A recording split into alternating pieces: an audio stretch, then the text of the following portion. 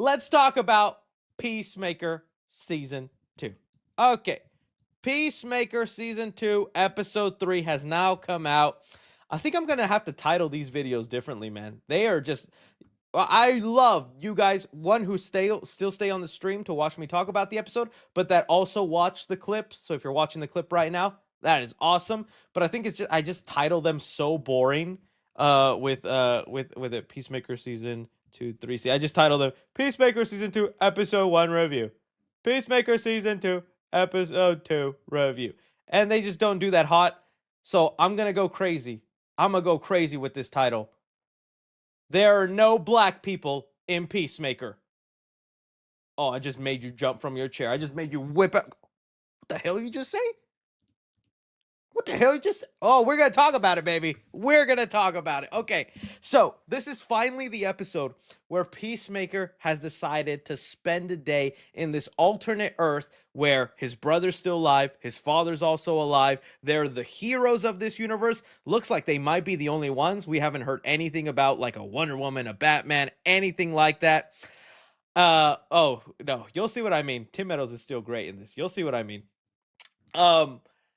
And so it was cool to see him. And I feel like James Gunn is definitely using the multiverse to actually do some storytelling that doesn't just revolve around cameo surprises. I'm sure we're getting cameos and stuff, and there was one in this episode, but really awesome. And man, this was also an episode where I was reminded Peacemaker's so badass. Like, I forget, the guy doesn't really have superpowers. He's just someone who's like at the peak of human capability, very well trained, confident in his fight style, and there was an entire sequence of him taking down this terrorist group in there, all without his suit, all without his helmets, and I was like, if he does show up in Man of Tomorrow in the Superman sequel, I won't care, because I need to see him side by side with Superman, or what he would do next to him. This guy is awesome. So it just reaffirmed that part also. Let's talk about the quick cameo before we go into, again, what I was saying, that there's no black people in Peacemaker.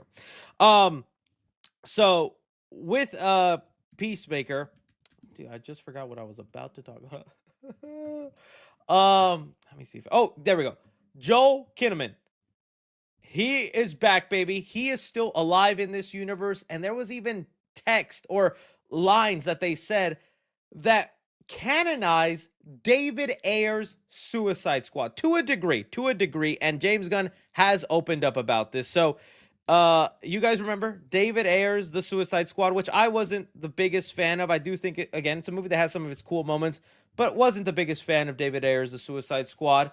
There is a line here where they mention Rick Flag, Joel Kinnaman, and his relationship with what was her name? I forget her. Enchantress.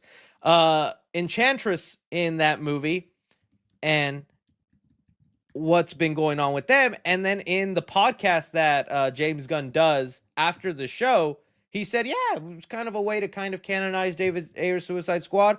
And again, it adds to the confusion, because although this specific part of the Suicide Squad from David Ayer is canon, their relationship, them going to Maltese and all that stuff, and the mission they're about to do, looks like it's canon.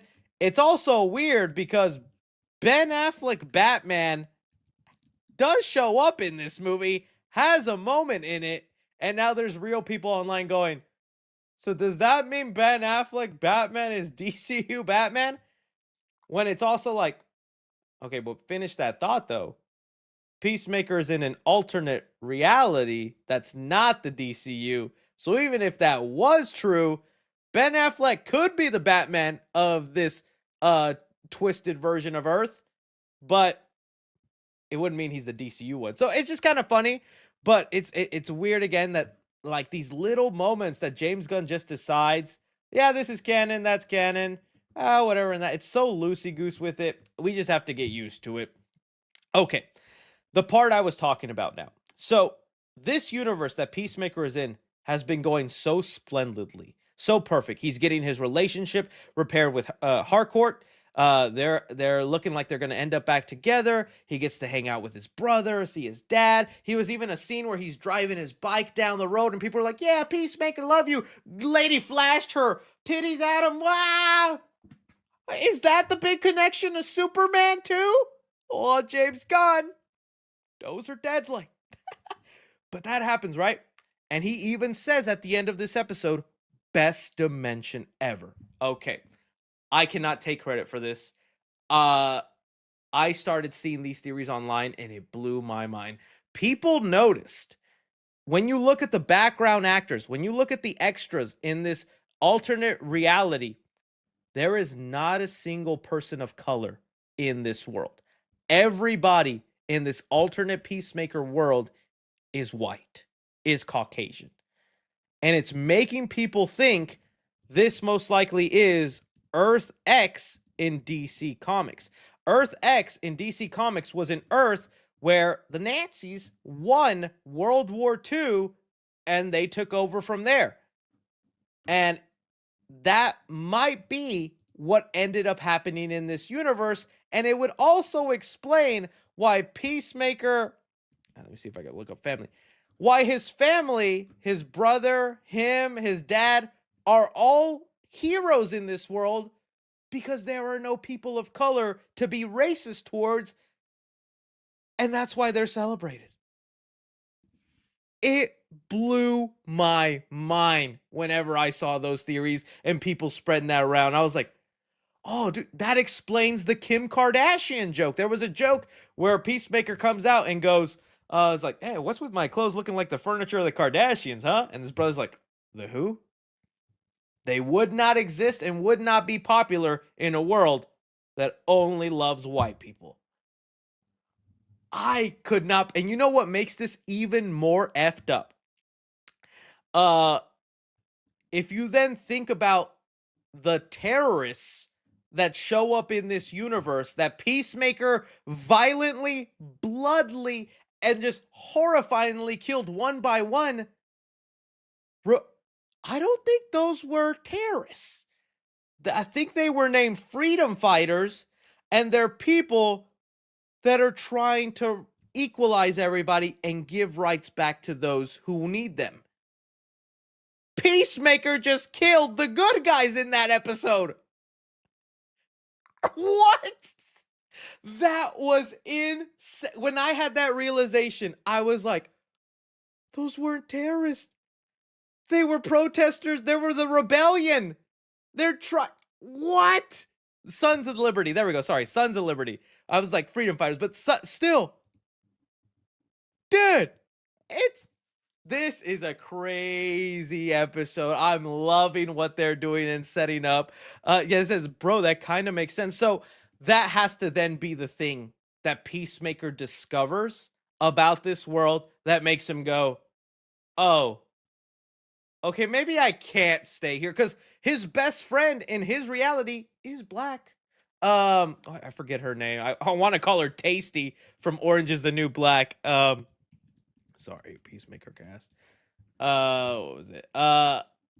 Leota? It's been Leota? Oh, are they called Adebo? Adebo. Yeah, and she's a black lesbian too. That's double, because they would be against that as well. That's gotta be a big problem, especially if he somehow brings her over to that world to be like, hey, look how great this universe is. The minute someone sees her next to Peacemaker, I can't imagine what will happen. I can't imagine what they'll do. And this Hardcore in this alternate world, she's just as bad, because she was applauding Peacemaker for killing those Sons of Liberty people. And I guess that makes sense, because if you're raised in a world where you're led to believe only white people are good and all these other races are bad, you'll just be happy that, you know, the heroes are doing their job. Oh, dude, that is going to be a crazy reveal. I can't wait to see more of it. I do wonder, though, Adebayo?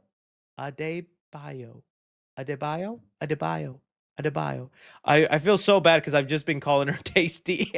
I'm just so used to her from Orange is the New Black. Thank you guys for that.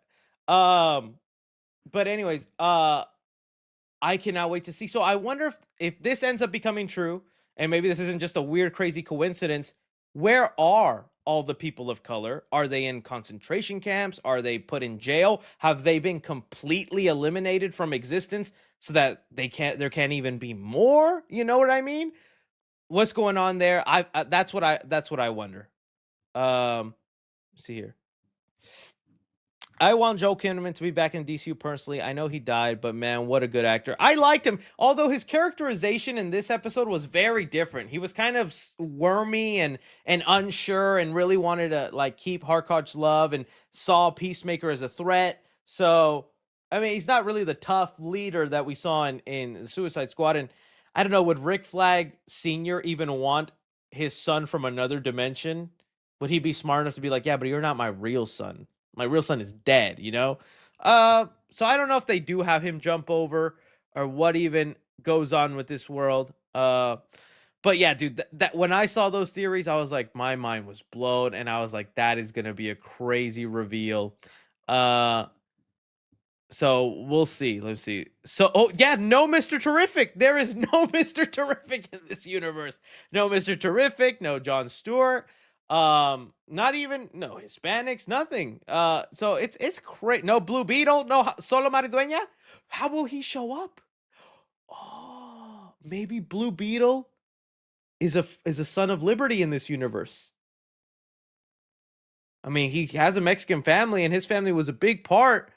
Maybe he's considered a villain in this universe, or I don't know, man. I'm trying to think. No Waller. There is no Waller in this universe. Nothing like that. No Hawk Girl. Oh, no Hawk Girl. The real tragedy of this. The real tragedy. Oh, dude. So it's insane. We'll see what ends up happening. No Black Panther, bro. Not even the same. Same continuity. So yeah, no, don't give me the credit. Chris is big brain. No.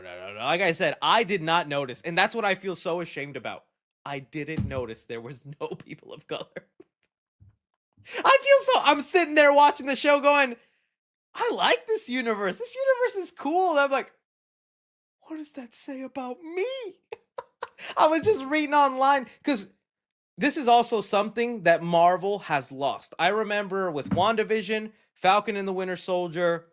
What was the last show to really do it? I only remember WandaVision and Falcon and Winter Soldier. Those were the only like real MCU shows that when an episode came out, my timeline on Twitter filled with theories, speculation, funny moments, opinions.